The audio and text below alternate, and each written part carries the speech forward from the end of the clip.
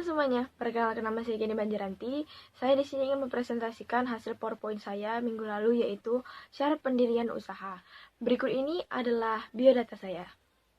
Pertama-tama, sebelum memulai usaha, sebaiknya kita mengenal, mengerti, memahami aspek-aspek legalitas, serta prosedur perizinan usaha, agar di kemudian hari tidak timbul masalah yang mempengaruhi kelangsungan usaha tersebut. Prosedur atau langkah-langkah yang perlu diketahui dalam mendirikan usaha berbadan hukum antara lain membuat situ atau surat izin tempat usaha, dan HO, surat izin gangguan, membuat SIUP atau surat izin usaha perdagangan, membuat NPWP atau nomor pokok wajib pajak, membuat TDP atau tanda daftar perusahaan, membuat nomor rekening bank atas nama perusahaan, dan membuat AMDAL atau analisis mengenai dampak lingkungan. Perhatikan hal-hal berikut ini. Yang pertama, membuat surat izin tempat usaha atau situ dan surat izin gangguan atau HO. Salah satu langkah perlindungan agar usaha Anda aman dan lancar adalah dengan mendaftarkan ke pemerintah setempat dan Kementerian Hukum dan Hak Asasi Manusia. Untuk tujuan itulah, para wirausaha perlu membuat izin tempat usaha atau situ dan surat izin gangguan atau HO. Apa itu situ dan HO? Ialah surat izin tempat usaha atau yang merupakan pemberian izin tempat usaha kepada seseorang atau badan usaha yang tidak menimbulkan gangguan atau kerusakan lingkungan di lokasi tertentu. Sedangkan surat izin gangguan atau HO adalah pemberian izin tempat usaha kepada perusahaan atau badan di lokasi tertentu yang dapat menimbulkan bahaya, gangguan, atau kerusakan lingkungan. Surat izin tempat usaha atau situ dan surat izin gangguan atau HO, Hinder or Denied, dikeluarkan oleh pemerintah daerah tingkat 2 atau kota madya dan kabupaten dan harus diperpanjang atau didaftar ulang setiap secara 5 tahun sekali. Biaya yang dikenakan untuk pengurusan surat izin tempat usaha atau situ dan gangguan atau HO berbeda-beda di setiap wilayah dan biasanya dihitung berdasarkan luas tempat usahanya. Prosedur mendapatkan surat izin tempat usaha atau situ dan surat gangguan atau HO, yaitu adalah langkah-langkahnya. Yang pertama, kalian harus membuat surat izin tetangga. Prosedur untuk mendapatkan situ, pertama-tama adalah membuat surat pernyataan tidak keberatan dari tetangga terdekat, kiri, kanan, depan, dan belakang, yang diketahui KR atau RW setempat. Diteruskan ke kelurahan, kecamatan, sampai kota madya atau kabupaten.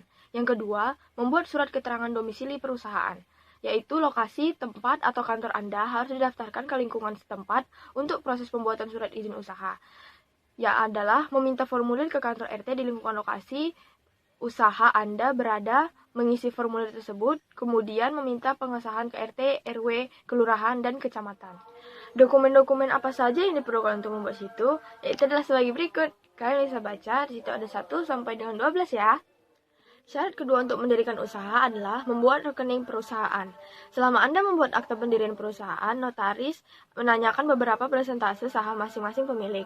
Oleh sebab itu, Anda harus melakukan hal berikut ini, yaitu membuat nomor rekening atas nama perusahaan yang akan digunakan sebagai alamat penyetoran modal awal dan transaksi hasil usaha.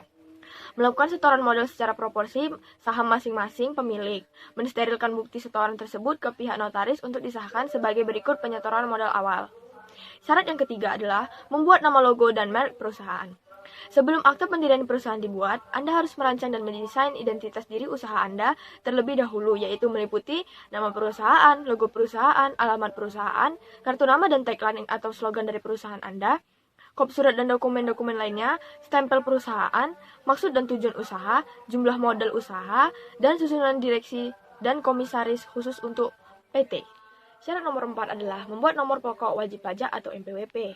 Sudah menjadi ketetapan pemerintah bahwa setiap wajib pajak, hak individu atau pemilik perusahaan harus mempunyai nomor pokok wajib pajak atau NPWP. Untuk memperoleh NPWP, setiap wajib pajak mendaftarkan diri ke kantor pelayanan pajak yang sesuai dengan domisili wajib pajak. Wajib pajak kemudian mengisi formulir pendaftaran dan melampirkan persyaratan admin. Wajib pajak yang tidak mendaftarkan diri ke kantor pelayanan pajak akan dikenakan sanksi pidana sesuai pasal 39 Undang-Undang Nomor 16 Tahun 2000. Syarat yang kelima yaitu membuat akta pendirian perusahaan. Baik dalam usaha berbentuk firma maupun PT, Anda perlu membuat kesepakatan terutama dengan mitra usaha Anda. Kesepakatan tersebut dituangkan dalam akta pendirian perusahaan yang dibuat di hadapan notaris. Hal ini bertujuan untuk, yaitu, menghindari terjadinya perselisihan di kemudian hari, dan yang kedua, memberikan kejelasan status kepemilikan perusahaan agar tidak terjadi pembagian keuntungan atau proporsi kerugian. Dan yang ketiga, mencantumkan nilai saham atau presentasi kepemilikan dan jumlah lembar saham di akad. Syarat yang keenam yaitu membuat surat izin usaha perdagangan atau SIUP. Berdasarkan Peraturan Menteri Perdagangan Republik Indonesia Nomor 36 MDAG per 92.007 tentang penerbitan surat izin usaha perdagangan. Surat izin usaha perdagangan SIUP adalah surat izin untuk dapat melakukan kegiatan usaha perdagangan yang dikeluarkan instansi pemerintah melalui Dinas Perindustrian dan Perdagangan sesuai dengan tempat atau domisili perusahaan. SIUP diperlukan untuk melakukan kegiatan usaha di bidang perdagangan dan jasa. Klasifikasian SIUP. SIUP dapat diklasifikasikan sebagai berikut. Yang pertama, SIUP kecil, yaitu SIUP yang diterbitkan untuk perusahaan yang menyetor modal atau memiliki kekayaan bersih sampai dengan 200 juta, di luar nilai tanah dan bangunan tempat usaha. Yang kedua, SIUP menengah, yaitu SIUP yang diterbitkan untuk perusahaan yang menyetor modal atau memiliki kekayaan bersih 200 juta sampai dengan 500 juta, di luar nilai tanah dan pembangunan tempat usaha. Yang ketiga yaitu SIUP besar, yaitu SIUP yang diterbitkan untuk perusahaan yang menyetor modal dan memiliki kekayaan bersih di atas 500 juta, di luar nilai tanah dan pembangunan tempat usaha. Dokumen apa saja yang diperlukan untuk membuat SIUP, yaitu adalah sebagai berikut. Ada 1 sampai dengan 10. Syarat yang ketujuh yaitu membuat tanda daftar perusahaan atau TDP. TDP adalah daftar catatan resmi sebagai bukti bahwa perusahaan atau badan usaha telah melakukan wajib daftar perusahaan sesuai dengan ketentuan Undang-Undang Nomor 3 Tahun 1982 tentang wajib daftar. Tanda daftar perusahaan diterbitkan oleh Dinas Perindustrian dan Perdagangan tingkat kota, kabupaten, dan wajib dimiliki oleh perusahaan atau badan usaha baik PT, PMA atau non-PMA, CV, firma, koperasi, atau perusahaan perorangan. Berdasarkan pasal 38 KUHD atau Kitab Undang-Undang Hukum Dagang, akta pendirian perusahaan yang membuat anggaran dasar yang sudah mendapat pengesahan dari Menteri Hukum dan Hak Asasi Manusia Republik Indonesia harus didaftarkan di Panitera Pengadilan Negeri sesuai domisili perusahaan, kemudian diumumkan melalui berita negara. Hal-hal yang perlu didaftarkan yaitu, yang pertama, akta pendirian perusahaan dan surat pengesahan dari Menteri Hukum dan Hak Asasi Manusia Republik Indonesia. Yang kedua, akta perubahan anggaran dasar dan laporan kepada Menteri Hukum dan Hak Asasi Manusia Republik Indonesia.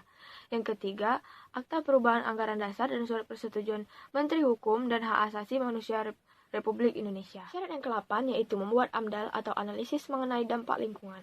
Analisis mengenai dampak lingkungan atau AMDAL adalah hasil kajian mengenai dampak besar dan penting dari suatu kegiatan usaha yang direncanakan terhadap lingkungan hidup yang digunakan untuk proses pengambilan keputusan mengenai penyelenggaraan kegiatan usaha di Indonesia. AMDAL dibuat ketika perencanaan sebuah proyek dianggap akan mempengaruhi lingkungan hidup di sekitarnya.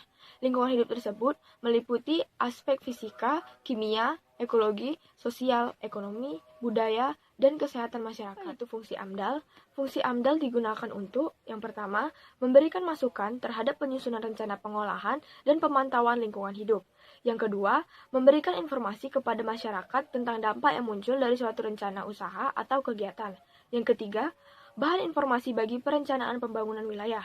Yang keempat, membantu proses pengambilan keputusan mengenai kelayakan lingkungan hidup dari suatu rencana usaha atau kegiatan. Yang kelima, memberikan masukan terhadap penyusunan desain rinci teknis dari rencana usaha atau kegiatan.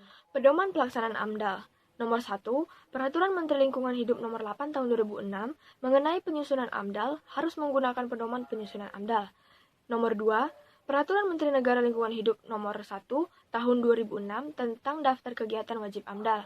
Nomor 3, Keputusan Menteri Negara Lingkungan Hidup Nomor 86 Tahun 2002. Apabila kegiatan tidak tercantum dalam peraturan tersebut, maka wajib menyusun UKL atau sampai UPL atau pengelolaan lingkungan upaya pemantauan lingkungan. Yang keempat, kewenangan penilaian didasarkan Keputusan Menteri Negara Lingkungan Hidup Nomor 40 Tahun 2000 tentang pedoman tata kerja Komisi Penilaian AMDAL. Dokumen apa saja yang diperlukan dalam pengurusan AMDAL?